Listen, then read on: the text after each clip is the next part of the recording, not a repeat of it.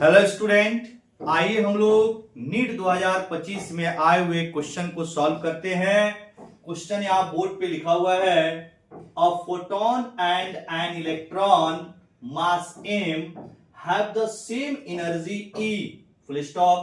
The ratio lambda photon by lambda electron of their de Broglie wavelength is, और फिर यहाँ bracket में लिखा हुआ है c the speed of light, और नीचे 4 ऑप्शन दिए गए हैं। क्लियर? बहुत ही सिंपल क्वेश्चन है, तो आइए इसको एक्सप्लेन करके हम लोग समझते हैं।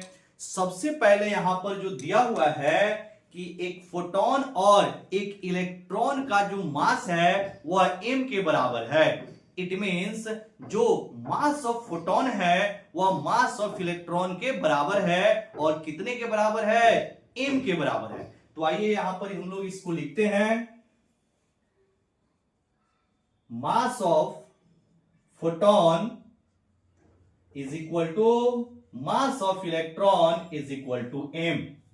साथ ही साथ दोनों की एनर्जी भी सेम दिया हुआ है। कितने के बराबर? तो E के बराबर, यानी कि energy of photon is equal to energy of electron is equal to E। Clear? तो हमें फाइंड आउट करना है कि लेमडा फोटोन और लेमडा इलेक्ट्रॉन की जो रेशियो होगी वो क्या होगी। क्लियर? तो सबसे पहले आपको जो फोटोन की वेवलेंथ होती है उसकी फॉर्मूला लिखना पड़ेगा। फिर उसी तरह जो इलेक्ट्रॉन की जो de Broglie वेवलेंथ होता है उसका फॉर्मूला लिखना पड़ेगा। मतलब इन दोनों के जो de Broglie वेवलेंथ के फॉर्मूले हैं उनको आप लिखिए। तो सबसे पहले अगर हम लोग फोटोन की de Broglie वेवलेंथ की बात करें तो क्या होता है, lambda photon is equal to hc by energy of photon. अब एनर्जी ऑफ फोटोन कितने के बराबर है?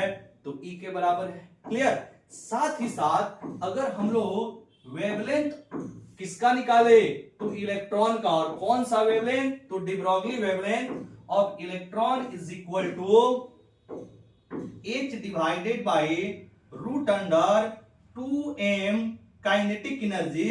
और यहां पे काइनेटिक एनर्जी किसके बराबर है? तो सिंपल एनर्जी जो E हम लोग ले रहे हैं, यहां पे एक्चुअल में वो क्या होता है, काइनेटिक एनर्जी ऑफ इलेक्ट्रॉन। और काइनेटिक एनर्जी ऑफ इलेक्ट्रॉन जो है वहां पे हम लोग सिंपल एनर्जी के रूप में दिया हुआ है E के बराबर है, यानी कि एनर्जी ऑफ इलेक्ट्रॉन कितना है?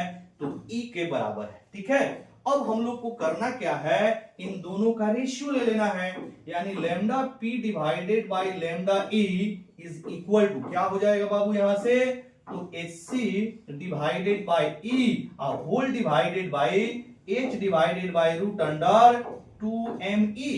क्लियर? अब इनको हम लोग मल्टीप्लाई में ले जाएं तो क्या हो जाएगा बाबू, hc divided by E into root under 2me divided by h।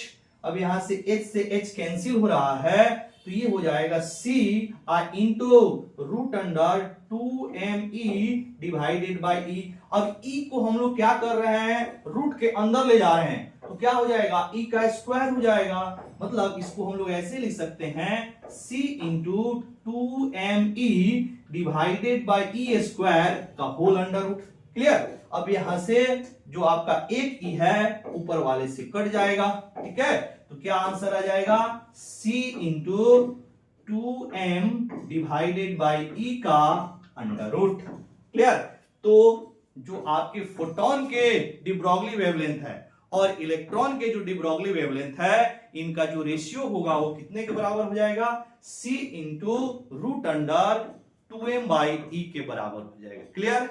तो देखिएगा इसके लिए करेक्ट ऑप्शन कौन सा हो जाएगा, ऑप्शन नंबर 3। क्लियर? तो आई होप आपको ये वीडियो अच्छा लगा होगा। तो क्या करेंगे बाबू, लाइक करेंगे, चैनल को सब्सक्राइब करेंगे और ज्यादा से ज्यादा अपने मित्रों में शेयर करेंगे। Thank you.